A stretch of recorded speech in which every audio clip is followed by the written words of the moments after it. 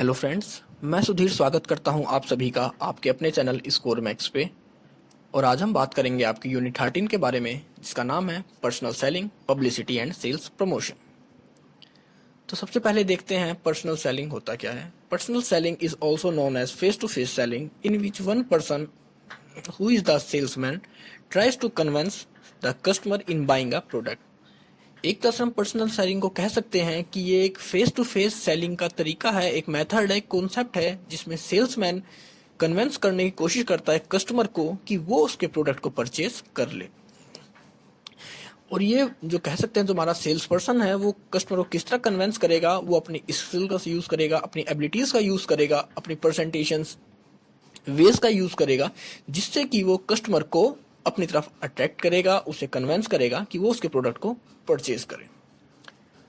तो नॉर्मली आपने समझ लिया कि पर्सनल सेलिंग में जो आपका सेलर होता है और बायर होता है, दोनों आमने सामने होते हैं। यहाँ पर हमारा जो सेलर होता है पूरा फोकस करता है कि वो किस तरह कस्टमर से इंटरेक्ट करे, उसे अप्रोच करे, उसे कन्विंस करे कि वो उसके प्रोडक्ट को परचेज कर ले।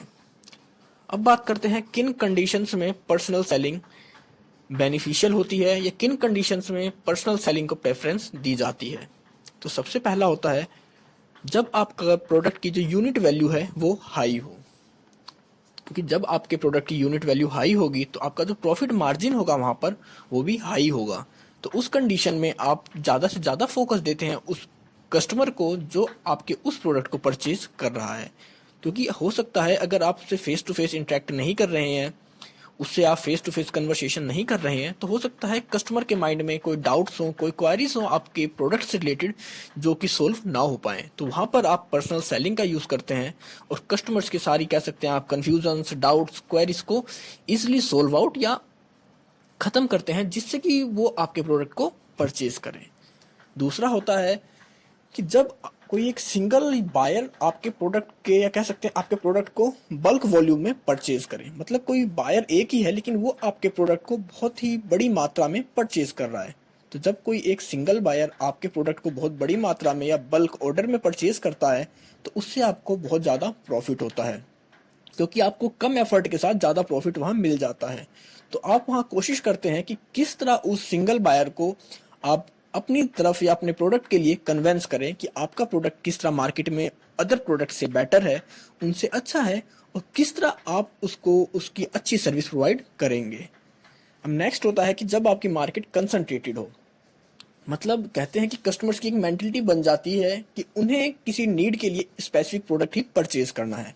तो ऐसी कंडीशन में जब पर्सन्स की या कस्टमर्स की नीड जो पहले से ही एक मेंटलिटी सेट हो चुकी है कि उन्हें वही प्रोडक्ट परचेज करना है, उस कंडीशन में अगर आपको अपना प्रोडक्ट परचेज यहाँ पर आप वो अपना प्रोडक्ट वहाँ पर सेल्स करना है तो आपको वहाँ पर पर्सनल सेलिंग का ही मेथड यूज करना पड़ेगा, क्योंकि पर्सनल सेलिंग के थ्रू ही आप उनसे कन्विंस कर सकते हैं, उनको उनसे अप्रोच करनी पड़ेगी आपको।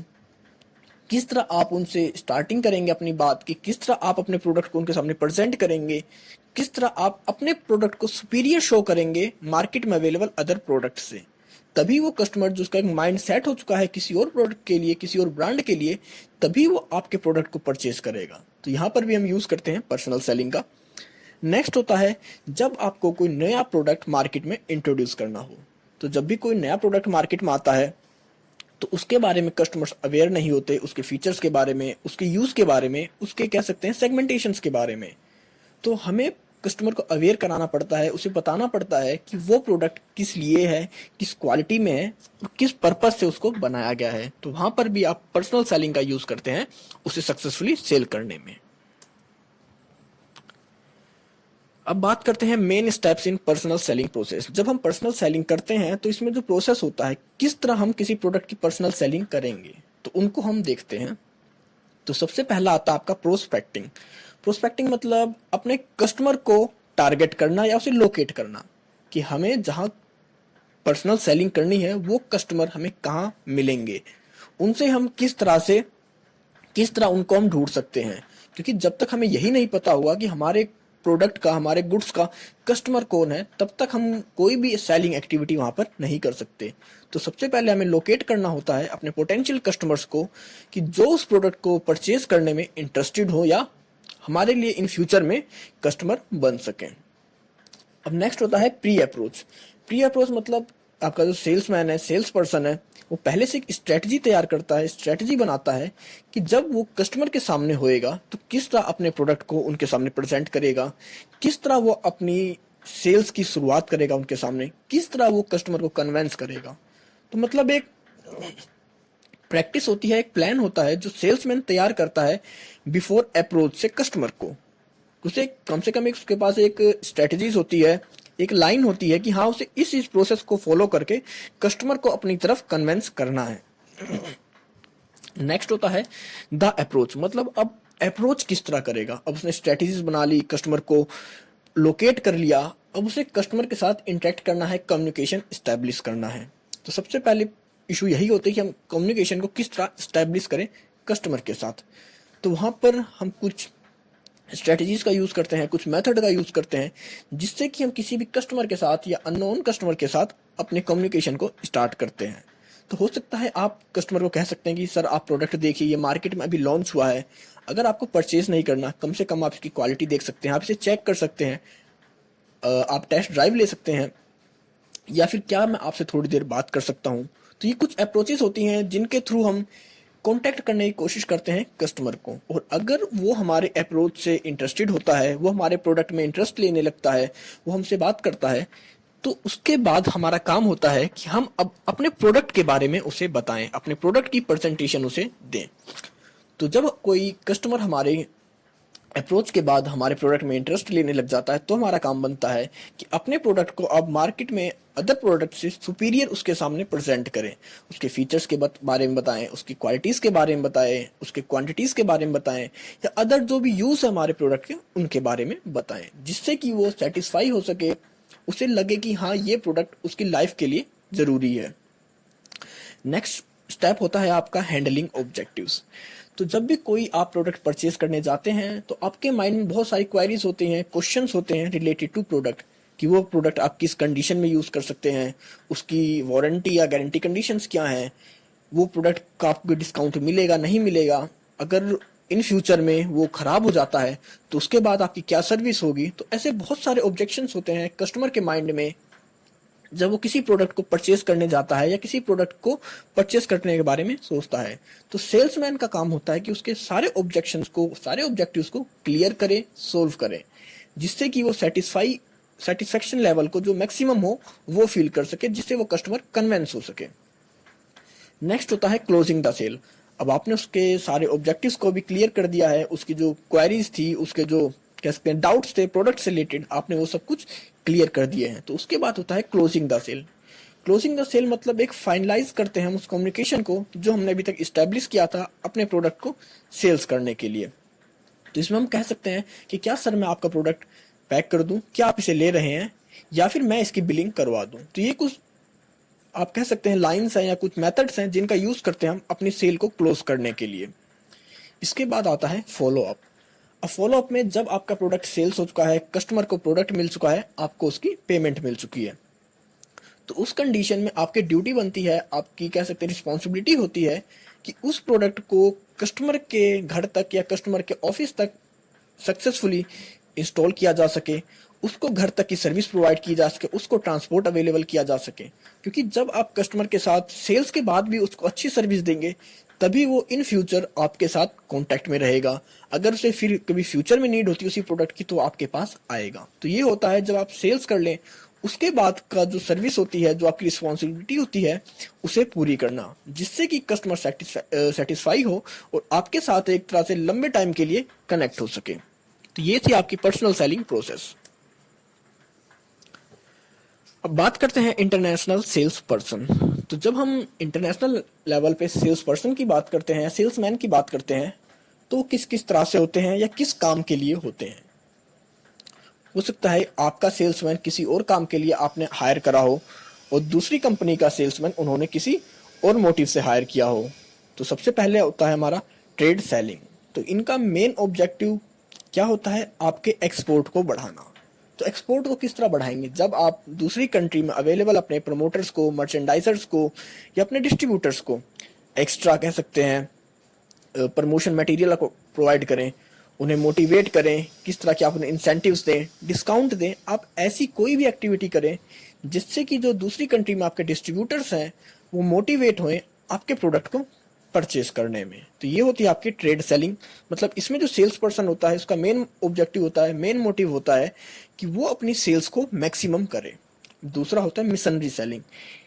इसके अंदर आपका जो सेल्स पर्सन होता है वो कह सकते हैं कोई एक ऑब्जेक्टिव होता है, कोई मिशन होता है सेलिंग का। जरूरी नहीं है कि वो वहां पर सिर्फ अपनी सेल्स को बढ़ाना चाहता हो सकता है वो फॉरेन जो बायर्स हैं या डिस्ट्रीब्यूटर्स हैं उनकी नीड को समझना चाहता हो, उनके कल्चर्स को समझना चाहता हो। तो इसके अंदर वो उनके साथ थोड़ा टाइम स्पेंड करता है, उनके वहाँ रहता है, उनके कल्चर को समझता है, उन डिस्ट्रीब्यूटर से कांटेक्ट करता है, उनसे अपने व्यूज़ को शेयर करता है, जिससे कि इन फ्यूचर समझ सकता है, वो समझ पाता है कि वहाँ के कस्टमर्स को, वहाँ के डिस्ट्रीब्यूटर्स को किस चीज़ की नीड है, और वहाँ के डिस्ट्रीब्यूटर से भी अच्छी तरह से समझ पाते हैं उस कस्टमर उस प्रोड्यूसर को, उस मैन्युफैक्चर को और उसके प्रोडक्ट की क्वालिटीज़ को। अब नेक्स्ट होता है टेक्निकल सेलिंग। अब टेक्निकल सेलिंग में जब आप कोई प्रोडक्ट टेक्निकल है, मतलब केमिकल्स हैं, मशीनरीज हैं या आपके प्लास्टिक इक्विपमेंट्स हैं, तो उनको यूज़ करने के लिए आपको एक स्पेसिफिक नॉलेज की नीड होती है। तो टेक्निकल सेलिंग में क्या होता है, आपका जो सेल्स पर्सन होता है उसकी रिस्पॉन्सिबिलिटीज़ होती हैं, उसकी ड्यूटीज़ होती हैं कि जब वो इंटरनेशनल लेवल पे किसी ऐसे प्रोडक्ट को सेल करते हैं तो उसके रिलेटेड उन्हें असिस्टेंस प्रोवाइड करें, उससे रिलेटेड उन्हें ट्रेनिंग प्रोवाइड करें। क्योंकि जब तक आप किसी फॉरेन बायर को या फॉरेन डिस्ट्रीब्यूटर को अपने प्रोडक्ट को यूज़ करने का मेथड नहीं बताओगे, उसकी टेक्नोलॉजी नहीं बताओगे, तब तक वो आपके प्रोडक्ट को परचेज नहीं करेगा। नेक्स्ट होता है बिजनेस सेलिंग, जिसमें आप कह सकते हैं मैक्सिमम कस्टमर्स को फोकस करते हैं। आप यहाँ पर मैक्सिमम कस्टमर से कम्युनिकेशन करेंगे, आप उनसे इंटरेक्ट करेंगे, उनसे कन्वेंस करेंगे। क्योंकि जब आप मैक्सिमम नंबर ऑफ कस्टमर से मिलेंगे, हो सकता है उन्हें वो प्रोडक्ट अभी परचेज ना करना हो, तो आप उन्हें वहाँ पर कहेंगे कि आप एज अ डेमो ले सकते हैं इस प्रोडक्ट का, या आप इसे टेस्ट ड्राइव पे यूज़ कर सकते हैं, या फिर आप इसे कुछ दिन के लिए यूज़ करिए। अगर आपको अच्छा लगे, मतलब ट्रायल बेस पे भी उन्हें हम ऑर्डर दे सकते हैं। तो अगर वहाँ पर उन्हें वो चीज़ अच्छी लगेंगी तो इन फ्यूचर में उस प्रोडक्ट को और परचेज करेंगे। तो नॉर्मली ये 4 तरीके के काम होते हैं आपके सेल्स पर्सन के इंटरनेशनल लेवल पे। ट्रेड सेलिंग मतलब उसका मेन ऑब्जेक्टिव, मेन मोटिव होता है अपनी सेल्स को बढ़ाना, एक्सपोर्ट को बढ़ाना। और कैसे बढ़ाता है, वो अपने डिस्ट्रीब्यूटर्स को या फॉरेन एक्सपोर्टर्स को मोटिवेट करता है, या तो उन्हें मर्चेंडाइजिंग दे, एडिशनल प्रमोशनल असिस्टेंस प्रोवाइड करे, उन्हें कह सकते हैं डिस्काउंट प्रोवाइड करे, या उन्हें इंसेंटिव्स दे। दूसरा होता है मिशनरी सेलिंग। इसके अंदर हमारा कोई ऑब्जेक्टिव होता है, कोई मिशन बेस पे हम काम करते हैं। इसमें हमारा जो सेल्स पर्सन होता है वो थोड़ा टाइम स्पेंड करता है फॉरेन डिस्ट्रीब्यूटर्स के साथ, वहाँ की कस्टमर्स के साथ, जिससे कि वो उनको समझ सके, उनकी नीड को, उनकी डिमांड को, और वहाँ के कस्टमर्स भी और सेल्स पर्सन भी उसके प्रोडक्ट से रिलेटेड अच्छे से जान पाए, जिससे कि जब आपको कोई पर्सनली जानेगा, आपके किसी के साथ रिलेशन अच्छे होंगे, तो इन फ्यूचर में वो आपसे बल्क में या आपसे ज़्यादा परचेज करेगा कोई भी प्रोडक्ट। नेक्स्ट होता है टेक्निकल सेलिंग। टेक्निकल सेलिंग में जब आप कोई टेक्निकल प्रोडक्ट सेल्स करते हैं, चाहे केमिकल्स हैं, प्लास्टिक्स हैं, मशीनरी हैं, एक्सेट्रा, तो उसको सेल्स के बाद आपको अपने डिस्ट्रीब्यूटर्स को, अपने कस्टमर्स को बताना पड़ता है, उसके बारे में नॉलेज प्रोवाइड करनी पड़ती है कि किस तरह उस चीज़ को यूज़ करना है। तो मतलब हमें एक असिस्टेंस प्रोवाइड करना पड़ता है उनकी विजिट के टाइम, जब वो आपके प्रोडक्ट को परचेज करने आते हैं या आपके प्रोडक्ट को देखने के लिए आते हैं, उस टाइम हमें वहाँ पर उन्हें एक इन्फॉर्मेशन और टेक्निकल असिस्टेंट प्रोवाइड करना पड़ता है। नेक्स्ट हमने बता ही दिया आपको कि बिजनेस सेलिंग, इसमें हम मैक्सिमम कस्टमर्स से इंटरेक्ट करते हैं, उन्हें विजिट करते हैं और उन्हें ट्रायल ऑर्डर्स देते हैं। मतलब आप हमारे प्रोडक्ट को लीजिए और इसे यूज़ करके देखिए, अगर आपको अच्छा लगे, आपकी नीड को फुलफिल करे, तब आप इस चीज़ को इन फ्यूचर में परचेज करना। अब बात करते हैं रिलेशनशिप मार्केटिंग। तो मार्केटिंग का मतलब है क्या शॉर्ट में, कि मार्केटिंग मतलब अपने प्रोडक्ट को कस्टमर तक पहुंचाना। तो मतलब आपका प्रोडक्ट आपके मैन्युफैक्चर से लेके कस्टमर तक किस तरह पहुंचेगा। इसलिए जब आपका और कस्टमर के बीच में जो एक रिलेशनशिप है वो हेल्थी हो, मतलब मैन्युफैक्चर और कस्टमर इनके बीच में अगर अच्छा रिलेशन होगा, तो आपका प्रोडक्ट इजीली उन तक पहुंचेगा, वो इजीली आपके प्रोडक्ट को परचेज करेंगे। लेकिन अगर आपके और कस्टमर के बीच में जो रिलेशन है वो अच्छे नहीं है, तो कभी भी आपके प्रोडक्ट को परचेज नहीं करेगा। तो यही होता हमारा रिलेशनशिप मार्केटिंग। इसके अंदर हम कस्टमर के साथ अपने रिलेशनशिप को बिल्ड करते हैं, जिसके थ्रू कि हम अपने प्रोडक्ट को इजीली सेल्स कर सकें। तो इसमें हमारा जो एम होता है, ऑब्जेक्टिव होता है, अपना एक ऐसा रिलेशनशिप या स्ट्रॉन्ग रिलेशनशिप तैयार करना कंपनी और बायर के बीच में। तो हम अपने बायर से या अपने कस्टमर से कनेक्ट होते हैं टेलीफोन्स के थ्रू, विजिट्स के थ्रू, या कह सकते हैं ईमेल्स के थ्रू।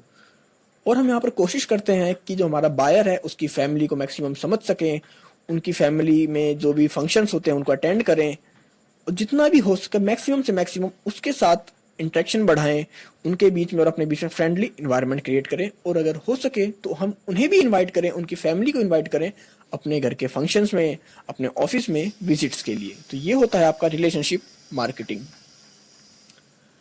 अब बात करते हैं मैनेजिंग द सेल्स फोर्स। तो सेल्स फोर्स को हम किस तरह मैनेज करते हैं, किस तरह देखें कि हम जो पर्सनल सेलिंग कर रहे हैं वो मैक्सिमाइज हो, हमारा जो वहाँ पर एफर्ट लगता है उससे हमें ज़्यादा से ज़्यादा बेनिफिट हो। तो सबसे पहला होता है designing sales force strategy and structure. तो सबसे पहले देखना होता है कि हम जो अपनी पर्सनल सेलिंग करेंगे उसके लिए हमारे पास जो सेल्स फोर्स है या सेल्स पर्सन है उनकी स्ट्रेटजी यूज करते हैं। किस स्ट्रेटजी का यूज करेंगे अपने प्रोडक्ट को सेल्स करने के लिए, किस तरह का स्ट्रक्चर होगा जब हम सेल्स करेंगे। हो सकता है मॉल्स में सेल्स करें, पर्सनल सेलिंग करें, हो सकता है हम डिपार्टमेंटल स्टोर्स का यूज करें। तो हमें यहाँ पर अपनी स्ट्रेटजी फिक्स करनी होती है, स्ट्रक्चर फिक्स करना होता है अपनी सेल्स फोर्स के लिए। दूसरा होता है, अब हम दूसरे लेवल पे हमने अपनी स्ट्रेटजी बना ली, स्ट्रक्चर बना लिया, अब हमें उसके लिए पर्सन्स चाहिए, मैन पावर चाहिए जो उस वर्क को कर सके। तो यहाँ पर हम रिक्रूट करते हैं, सिलेक्शन करते हैं पीपल्स का जो आपकी सेल्स को कर सकते हैं। तो यहाँ पर देखते हैं कि हमारा सेल्स पर्सन हो, एनर्जेटिक हो, कह सकते हैं कम्युनिकेशन स्किल्स अच्छी हो, मोटिवेटिव हो, इजिली कन्विंस कर सकता हो, एक्सपीरियंस हो। तो ये कुछ क्वालिटीज देखते हैं जब अपने सेल्स पर्सन को हायर करते हैं। फिर नेक्स्ट होती है उसको अब हमें ट्रेनिंग प्रोवाइड करनी होती है, क्योंकि जब किसी को भी आप हायर करते हैं, रिक्रूट करते हैं, तो उसको आप ट्रेनिंग देते हैं अपने प्रोडक्ट से रिलेटेड कि आपके प्रोडक्ट में क्या क्वालिटी है, आप इस प्रोडक्ट की क्वालिटीज को किस तरह उसके सामने प्रेजेंट करेंगे कस्टमर के सामने। फिर नेक्स्ट होता है आपका कंपनसेटिंग सेल्स पीपल। अब आपके जो सेल्स पर्सन है, सेल्स पीपल हैं, उनको कंपनसेट करना, मतलब उन्हें कुछ मोटिवेशन के लिए कह सकते हैं उन्हें एक सैलरी प्रोवाइड करना। इसमें आता है कि आप उन्हें सैलरी या रेम्यूनरेशन प्रोवाइड करते हैं। नेक्स्ट होता है supervising and motivating sales people. अब इसमें होता है कि अगर आपके सेल्स पर्सन आपका काम अच्छा कर रहे हैं, अच्छी सेल्स कर रहे हैं, तो उन्हें मोटिवेट करना। मोटिवेट किस तरह करोगे, आप उन्हें हायर कह सकते हैं रिस्पॉन्सिबिलिटीज प्रोवाइड करें, आप उन्हें अपनी मीटिंग्स में इन्वाइट करें, आप उन्हें इंसेंटिव्स प्रोवाइड करें, या फिर अगर उनके काम में सेल्स प्रोसेस में कोई डाउट, कोई इशू है, तो उसको आप क्लियर करके सुपरवाइज करके उन्हें बता सकते हैं कि इस काम को आप इस तरह कर कर इससे बेटर रिजल्ट पा सकते हैं। लास्ट स्टेप होता है इवेलुएटिंग सेल्स पीपल। और लास्ट स्टेज होती है आपकी कि अब आपके पास जो सेल्स पीपल हैं, सेल्स पर्सन है, उनको इवेलुएट करना कि कौन सा सेल्स पर्सन कितना अच्छा है, कितना मैक्सिमम वो प्रॉफिट जनरेट कर रहा है, या उसकी कितनी अच्छी स्किल्स हैं जिनका यूज करके वो कस्टमर्स को अपनी तरफ अट्रैक्ट कर पाता है और उन्हें कन्विंस करता है कि वो उसके प्रोडक्ट को परचेज करें। अब बात करते हैं हम पब्लिसिटी की। तो पब्लिसिटी एक ऐसा मेथड है जहां पर आपके प्रोडक्ट के बारे में अवेयरनेस फैलाई जाती है, या आपके प्रोडक्ट के बारे में अवेयर किया जाता है कस्टमर्स को विदाउट एनी इन्वेस्टमेंट।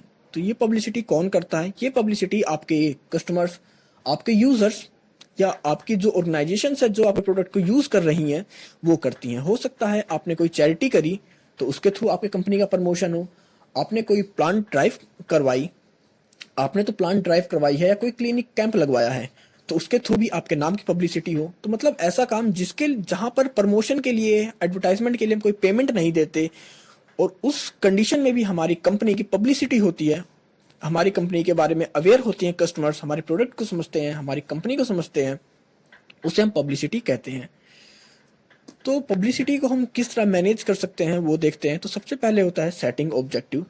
तो हमें, क्योंकि हम पब्लिसिटी को तो कंट्रोल नहीं कर सकते, क्योंकि पब्लिसिटी क्या है, कस्टमर ही आपके प्रोडक्ट के बारे में किसी दूसरे को बता रहा है। मतलब किसी ने कोई कह सकते हैं शूज़ परचेज किया, उससे वो शूज़ कंफर्टेबल लगे, इजी लगे, लाइट वेट में लगे, तो अपने फ्रेंड्स को, अपनी सोसाइटी में बताएगा कि यहाँ इस कंपनी के प्रोडक्ट हैं, इस ब्रांड के प्रोडक्ट हैं, इनका ये प्राइस है और पहनने में बहुत ज़्यादा सूटेबल है, कंफर्टेबल है।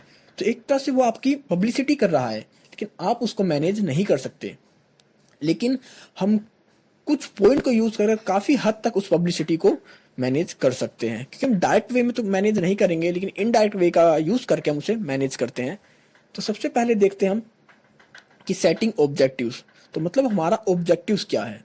अगर हम अपनी कंपनी की इमेज को सुधारना चाहते हैं तो हम क्या करेंगे, हम मैक्सिमम ऐसे वर्क करेंगे जिससे कि और सोसाइटी में हमारे जो ऑर्गेनाइजेशन है उसके लिए पॉजिटिव थिंकिंग हो।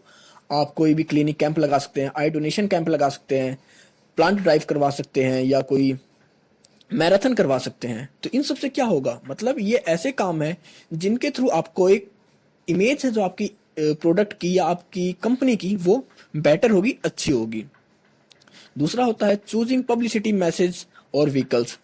मैक्सिमम यूज करें आप जो सोसाइटी के इथिक्स हैं, मोरल्स हैं, रिलीजन्स हैं, उनके कल्चर्स हैं अपने ऑर्गेनाइजेशंस में, अपने प्रोडक्ट की एडवर्टाइजमेंट में। क्योंकि जब आपके प्रोडक्ट में जो एडवर्टाइज होंगे या उनकी जो प्रमोशन वैल्यूज होंगी या उनके जो प्रोडक्ट में डिस्क्रिप्शन होगा, कुछ भी ऐसा जो सोसाइटी से मिलता जुलता होगा, उन्हीं के रिलीजन से होगा या उन्हीं के कल्चर से होगा, तो आपकी एक अच्छी पब्लिसिटी होएगी। क्योंकि कस्टमर वहां पर मैक्सिमम अट्रैक्ट होंगे, क्योंकि उन्हें लगेगा कि हाँ, आपका जो कल्चर है, आपके जो प्रोडक्ट है, वो वैसे ही हैं जैसे कि उनकी सोसाइटी को चाहिए। नेक्स्ट होता है इम्प्लीमेंटिंग द प्लान।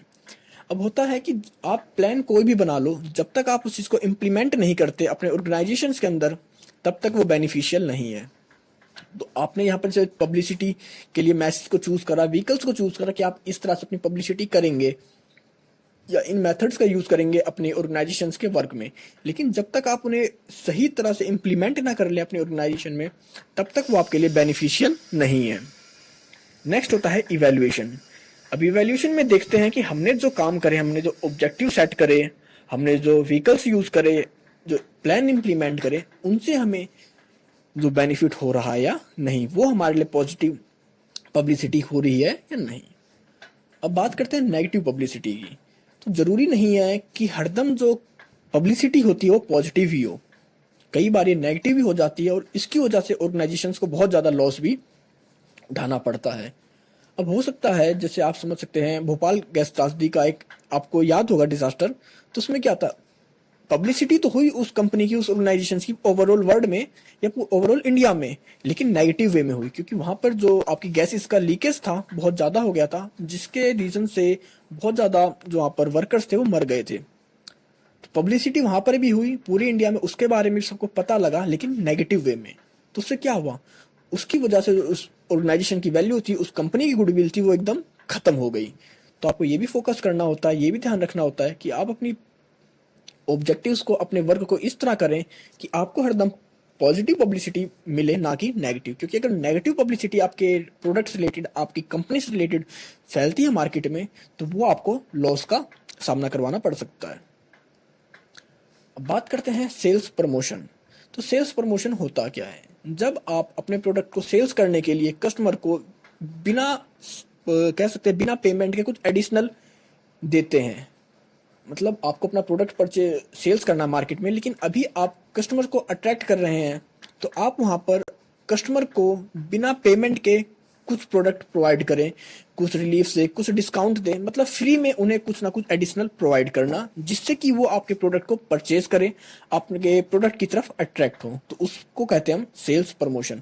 मतलब इसमें कुछ ऐसी स्ट्रेटजीज का यूज किया जाता है जहां पर हम कस्टमर्स को कभी रिबेट्स देते हैं, उन्हें गिफ्ट वाउचर्स देते हैं, पेटीएम पॉइंट्स देते हैं, या कह सकते हैं उन्हें कोई सैंपल प्रोवाइड कर रहे हैं, हम कोई बुकलेट प्रोवाइड कर रहे हैं, मोबाइल रिचार्ज प्रोवाइड कर रहे हैं, या लॉयल्टी कार्ड है। तो ऐसे बहुत सारे तरीके होते हैं जिसके थ्रू हम कस्टमर को अट्रैक्ट करते हैं कि वो हमारे पास आए और हमारे प्रोडक्ट को देखें। क्योंकि अगर आप फ्री में किसी कस्टमर को कहते हैं कि आप आओ हमारे प्रोडक्ट को देखो, यूज़ करो, तो वो उसको यूज़ नहीं करेगा और ना ही आपके प्रोडक्ट के लिए विजिट करेगा। लेकिन अगर अभी आप उसे कहते हैं कि अगर आप हमारे शोरूम में विजिट करते हैं तो आपको 200 का पेटीएम रिचार्ज मिलेगा, या फिर आपको एक सैंपल प्रोवाइड किया जाएगा हमारे प्रोडक्ट का, या फिर अगर आप इस स्पेसिफिक टाइम के बीच में आते हैं तो आपको एक मैक्सिमम लेवल का डिस्काउंट दिया जाएगा। तो इसमें ये सभी स्ट्रेटजीज होती हैं आपके सेल्स प्रमोशन के लिए। Developing the sales promotion programme. तो जब हम सेल्स प्रमोशन प्रोग्राम करते हैं तो उसे किस तरह डेवलप करना होता है, किन पॉइंट्स का यूज करना होता है, किन पॉइंट्स को कंसीडर करना होता है, वो देखते हैं। तो सबसे पहला है इंसेंटिव साइज। तो जब भी आप कोई सेल्स प्रमोशन करते हैं तो वहां पर आपको जो इन्वेस्टमेंट होता है उस टाइम वो मैक्सिमम होता है, क्योंकि उस टाइम आपको उस इन्वेस्टमेंट से कोई भी प्रॉफिट जनरेट नहीं होता। आप वो इन्वेस्टमेंट करते हैं कि पब्लिक या कस्टमर आपके प्रोडक्ट के बारे में अवेयर हो, उन्हें पता लगे, उसकी क्वालिटीज को समझे वो। तो तो सबसे पहले हमें देखना होता है कि हमारा जो इंसेंटिव साइज है, मतलब जो हम कस्टमर को प्रोवाइड करेंगे, हम उन्हें रिचार्ज प्रोवाइड कर रहे हैं तो रिचार्ज की वैल्यू क्या है, वो 100 का है, 200 का है। अगर कुछ सैंपल प्रोवाइड कर रहे हैं तो सैंपल की कॉस्टिंग क्या है। तो सबसे पहले हमें देखना होता है कि हम जो उन्हें इंसेंटिव प्रोवाइड करेंगे सेल्स प्रमोशन में, उसकी प्राइस वैल्यू क्या है। दूसरा होता है कंडीशंस फॉर पार्टिसिपेशन।